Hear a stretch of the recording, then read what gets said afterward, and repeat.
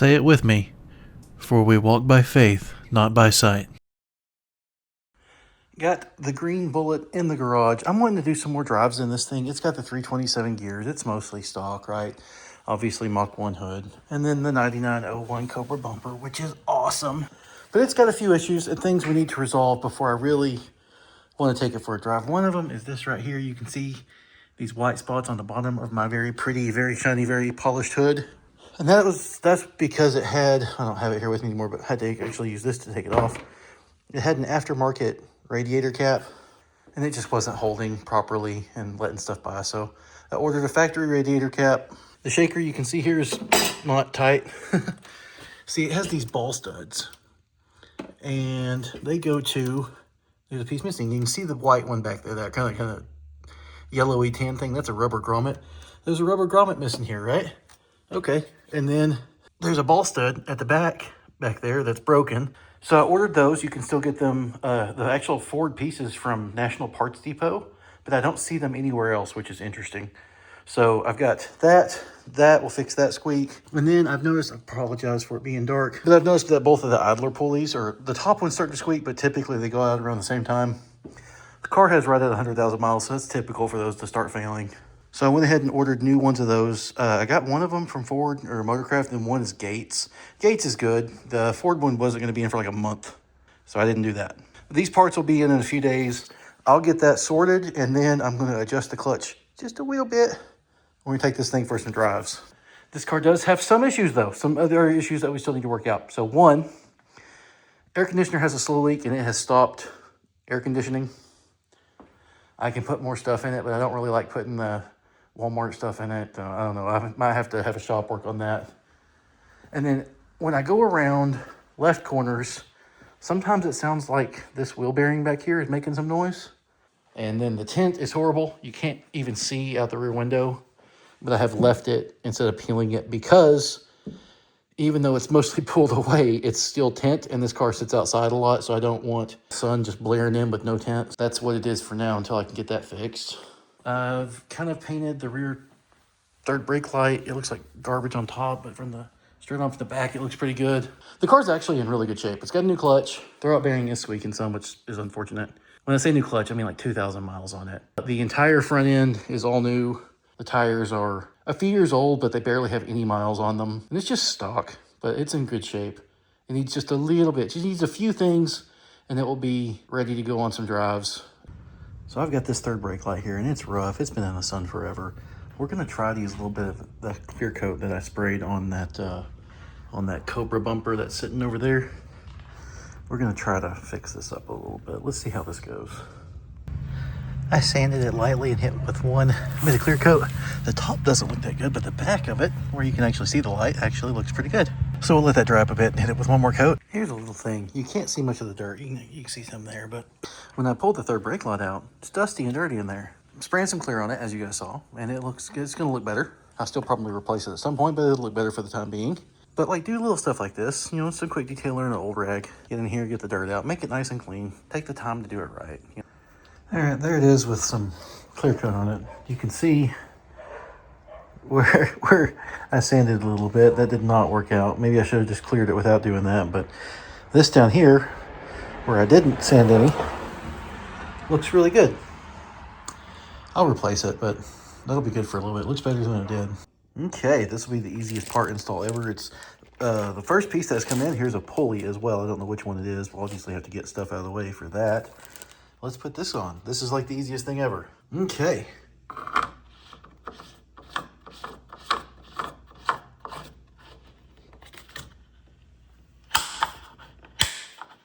And of course we have to line it to the front of the car because, of course. So anyway, that's done. Moving on to next stuff. Okay, first things first this morning, we got to make sure all of that doesn't blow into all of this. Somebody made fun of my Cobalt stuff. There's a Lowe's in town. There's a Home Depot in the next town over. But quite frankly, this stuff was on sale. It was dirt cheap. I have a half acre with no trees on it and just a couple bushes. It does fine.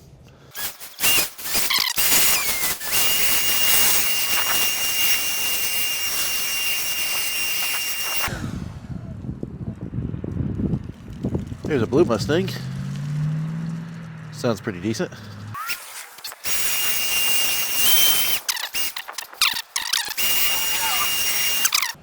There's my dog.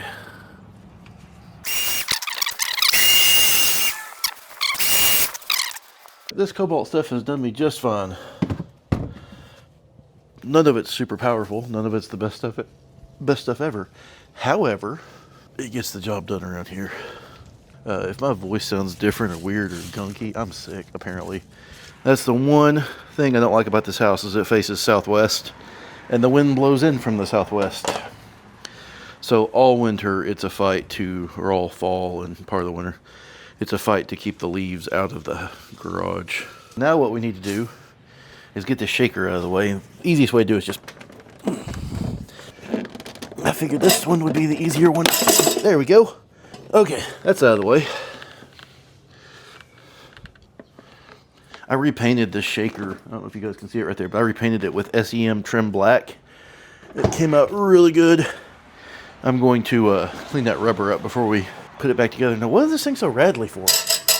Ah, that right there. So that one does not get used. And so you can see there's a little bracket here that holds it to this alternator side, and then a little bracket here. And then there's one back here that connects to the throttle body bracket. And so, whereas the Mach 1 would have 4, this only has 3. This stud right here is broken. The other studs are good. So I've ordered another stud. Nose is all clogged up. I've ordered another stud, and then the underside of the shaker has some little rubber things that fit on these studs, and then there's bolts that go through here and here. Anywho, we got pulleys to put on. We got the ribbed pulley. This one's from Gates. It's a little stiff. And then we have, this one actually spins easier, the little idler pulley right up here. Rah. From Ford. I wanted to get the Ford one of these. I just like getting Ford stuff. I mean, it lasted 100,000 miles, right? Lasted a while, but it was going to be half a month before I could get the Ford one in, so it's with the Gates. Gates makes good stuff. We're going to get this belt off of here, and I kind of want to release this guy. I don't like the idea of something that can just rattle around. You know, it wouldn't hurt to make a bracket. What could I make a bracket to? I'm going to show you guys something kind of interesting. Let me grab the camera. Both of my Bullets have this heated crankcase ventilation thing, and there was something to do with emissions. And so here's a tube right here, and it wraps around this, and it comes up here, and it connects in with all this mess, the heater hoses to the intake manifold, all over the place. Not all Bullets had that. But there's a lot of stuff back here, like including this plastic T-fitting right here, that later Bullets did not have. But they say later Bullets didn't have them. That one is number 5572. Even though the numbers go up into the 5600s, there were only 5582 Bullets. And so that one is near the end, and it still has this mess. Maybe it was a location thing, I'm not sure. Anyway, on that car, on the blue one, this plastic fitting broke, and it just, all my coolant went everywhere, and it was a big mess, but I got it cleaned up. But I might delete that off both cars. Okay, so I'm going to grab a 3/8, and we're going to get the belt off and start working on these pulleys. This is simple stuff. Oh, am I turning it the wrong way? Am I being dumb? Probably. I'm known to do that from time to time. There we go. Doesn't move much, does it?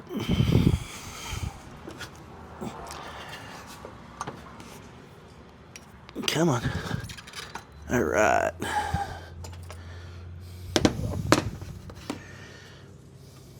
Oh, well, now it's tight again. What the heck? Come on, man. Come on, man.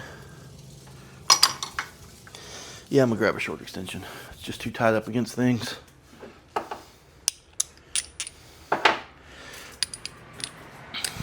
I had an extension half this long. I might have one. I might need to find it because that would be really helpful. Moving the belt and just getting it out of the way of the things I need to get it out of the way of.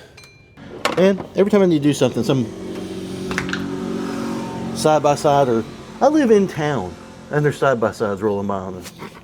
That still sounds okay. This is the original alternator, and I expect it to fail pretty soon. This car has like 101 or 102,000 miles on it. The red car's alternator failed at 103,000, and the blue Bullitt's alternator failed at 108,000. So I might as well just go ahead and start saving up for that. I don't know if you guys can hear that on the microphone. I'm putting my microphone down there by it. That was definitely one of my noises. Alright, let's try this other one. That one feels pretty decent. I'm still going to change it anyway. I don't know what size it is. Looks like a 13-ish. 14, 13, 12, and 11. We'll just grab them all. Alright, so we got this metal thing here. So, bam, wham. What fits? Too big. Just right. Very good.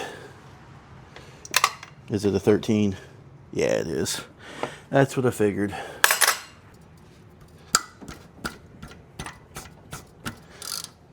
There we go. A lot of times, kind of winging on stuff that's really tight makes a big difference over just, you know, cranking on it. It makes it a lot easier. Might bruise your hand or whatever, but hey, whatever. Who cares? Hope you guys can see what I'm doing. I need that tripod. I need a tripod so I can have the camera like you're here. I want you like way up higher. Yep, there's the bad guy. That bearing does not feel good. Make sure we're kind of the same diameter. Yeah, okay, very good. Always good to check such things. Let's go ahead and tighten this one down. This is going to get rid of a squeak that this car's had for quite a while. And that is awesome. Okay, so now this one down here is kind of behind a bracket. And it is 13 as well, which is good. Alright, so I'm just going to have to do it by hand. It's a little too tight to do by hand. Oh, no, there we go. Okay, we got it. Just had to... Okay. So we got this guy out of there. It doesn't sound bad, but it feels rough, so I'm glad I'm replacing it too. Alright, there's our old ones. Our new one, make sure it's roughly the same size-ish.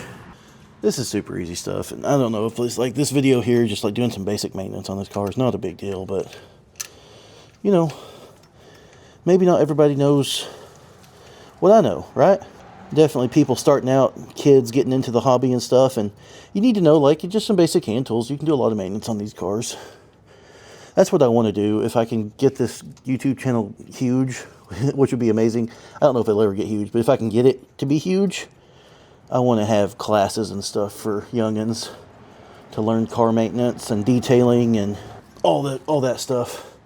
Because people need to know how to work on these things. They're machines, right? And you got to maintain the machine.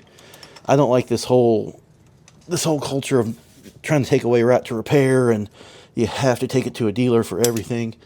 That's just garbage. That's just companies trying to make more money. And I'm not cool with that. I'm cool with companies trying to make more money, right? But I'm not cool with them lobbying the government to take away what I can do to a machine that I own. They don't even want me to own the machine. They want me to rent it forever. A lot of these young liberal lefty kids are that way too. They like the socialism thing because they don't know anything yet. And they want Big Daddy government to own all the stuff and let them use it. Like, no, we good. We don't want that mess. All right, now for the most frustrating part. Trying to get the belt back on. We're on the crank properly. We're on the water pump. Not water pump, sorry, that's the steering pump. Water pump is good. Alternator's good. Idler pulley's good. Other idler pulley's good. Tensioner's good. And AC pump is good. So right now I'm waiting for... You guys get to see my face. I'm sick and I'm sweaty and I feel like crap. Anyway, you guys get to wait, or I got to wait for the parts for the shaker to come in, right? And so in the meantime, I'm going to clean up the engine bay some, but right now I'm going to go spend some time with my son. Just wanted to show this real quick. So, oh, there go more leaves blowing in. Anyway, the plastic on this stud was broke, so I just grabbed it with some vice grips and we're spinning it out of here. And my dog is now coming out. There we go. And so when the new stud comes in, just screw it right back in place. And then let me show you the rubber things. Hey dog. What's up? You gonna sniff? Yeah. All right. Let's go inside.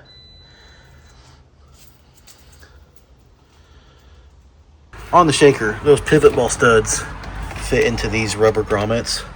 And as you can see, I have 3, but I'm missing 1. And so I've ordered it. It'll be here. Actually, I'm going to lay this out flat. I don't want that rubber being bent up on that side. I got to clean all this and get it conditioned. I use Aerospace 303 for rubber pieces and vinyl, stuff like that. Get that done. And another thing I need to do is the drain. There's a drain here. And there's a drain here. And I have an actual Mach 1 over here, so let me go show you what that's supposed to be like.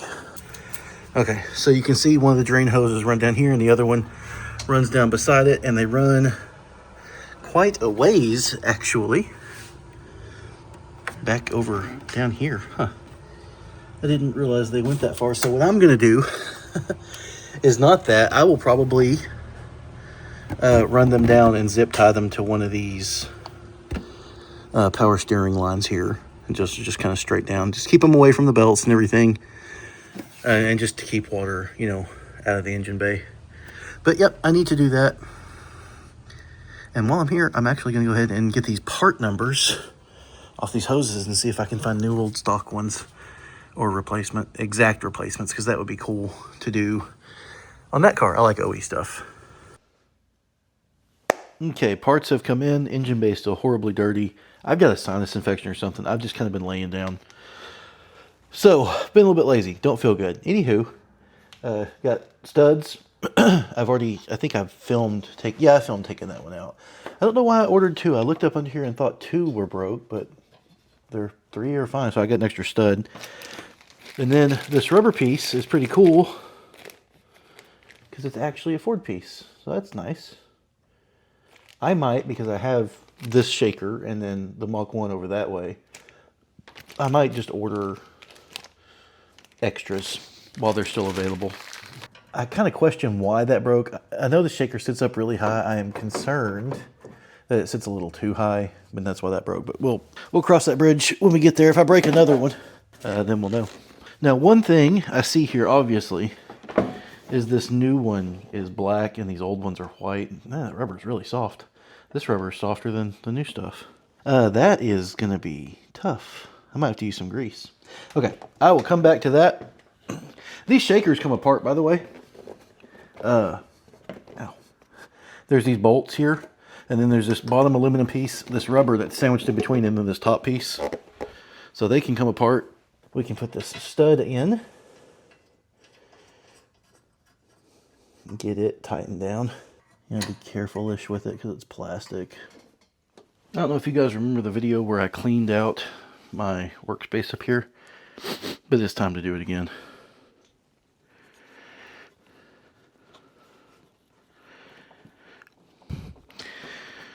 So I've got most of it in.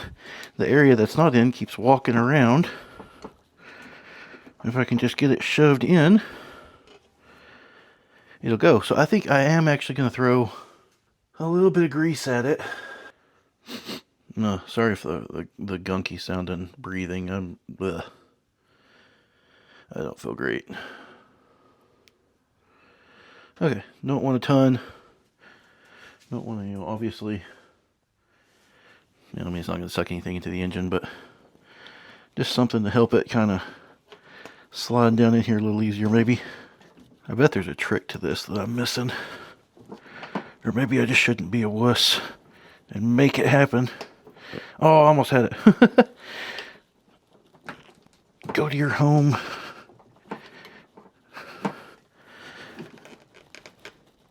There we go.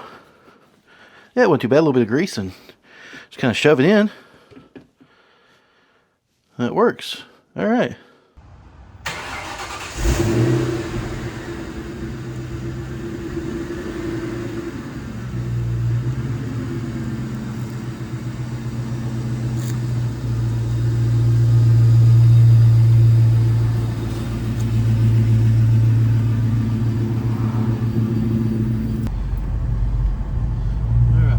For a little bit of a drive. I'm going to back this camera up a bit so you guys can see more. And see how this thing's doing after the recent stuff we did to it. Nothing like shifting with your left hand.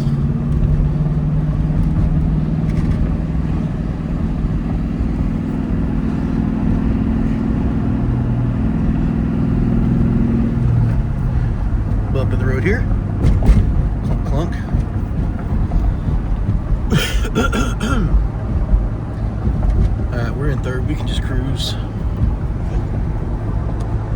I might look a little rough, guys. I have been sick, like laying in bed all day sick. It's been bad. But feeling a little bit better. Finally got some sleep. Out here working on this green car, trying to get things sorted on it so it can be just more of a driver, right? The air conditioner still is out. It's got a slow leak, so I didn't drive it much through the summer. I kind of let it sit through the summer. But now that we're back in the cooler months of the year, I can drive this one a lot more, so that'll be cool.